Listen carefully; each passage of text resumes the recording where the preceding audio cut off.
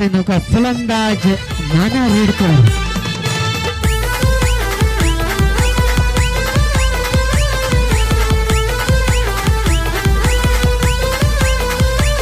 आज झाला या साऱ्यांचा फेवरेट चर्चेत हाय महाराष्ट्रात